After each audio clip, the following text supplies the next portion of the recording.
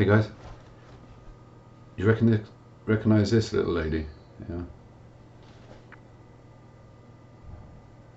Yeah, Fenella Fielding. Okay, I'm pretty delighted with this. It came out exactly the way I wanted it to. Um, so, yeah, Fenella Fielding, originally Feldman, Hungarian Jewish, I think, maybe, or yeah, I think it was Hungarian. Um, Original name Feldman.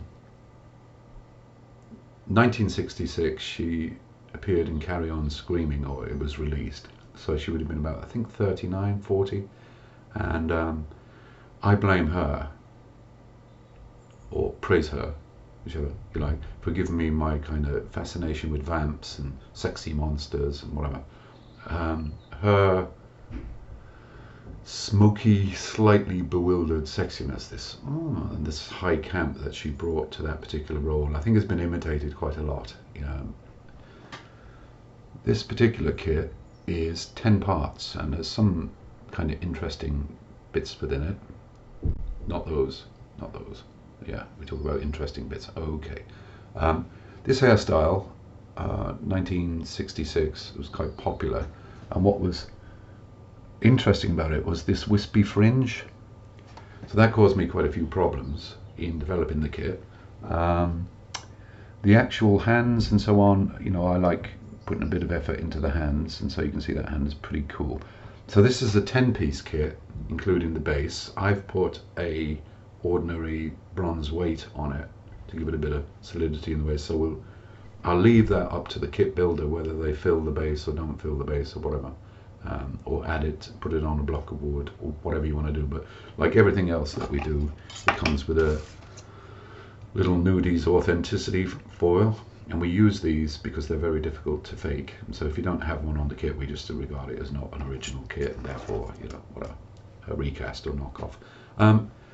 So this 10-piece, and what was interesting, I was really struggling with the fringe because I wanted that wispy fringe, and the best I could come up with was really thin spikes, and I didn't want that either. It didn't look right.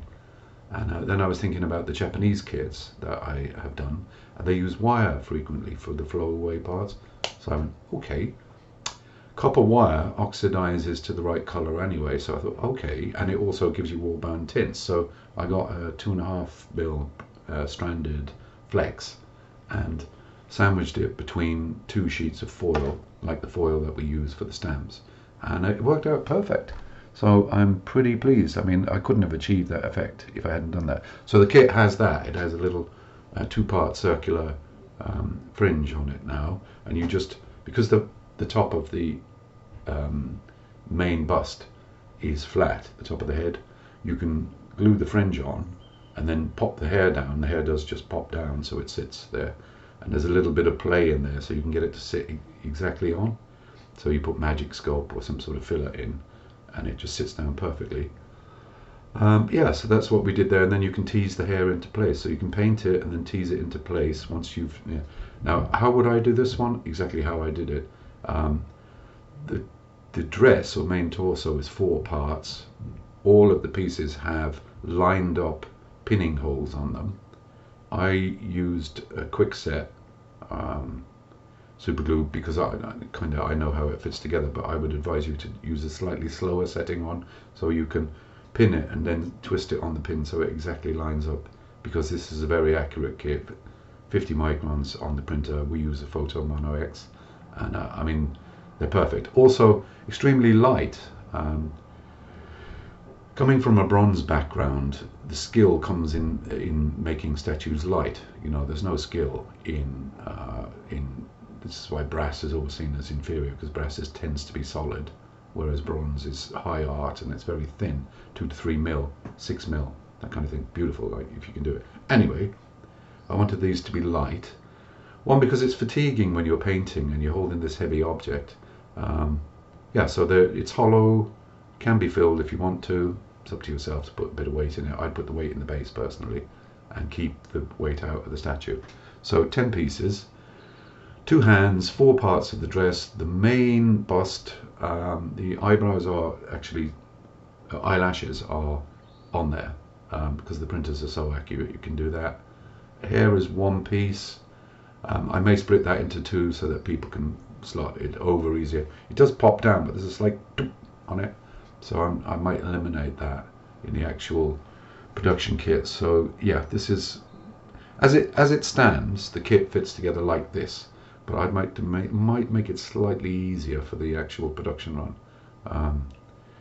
Master modelers will be able to manage it, but you know, there's an awful lot of younger modelers coming into the scene now, and I want to make sure that this kit helps them develop certain skills. So this isn't particularly difficult. It's not like the buff ballerina or the buff dancer.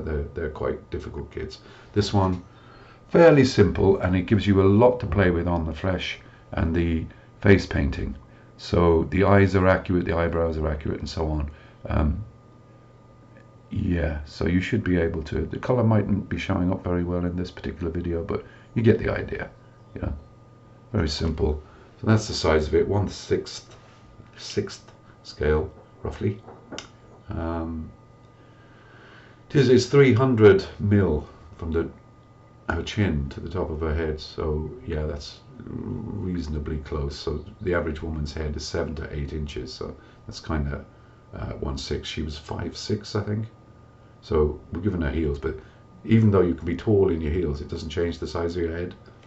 Point to remember for scaling in thingy. So go by the head size if you want to put in the average head size, and 1/6 is divided by 6, 1/12 divided by 12. So if you know a person's height, you can be actually totally accurate with it if you want. But roughly 7 to 8 inches for a head. So that's what she is. She's in scale, 1/6 scale.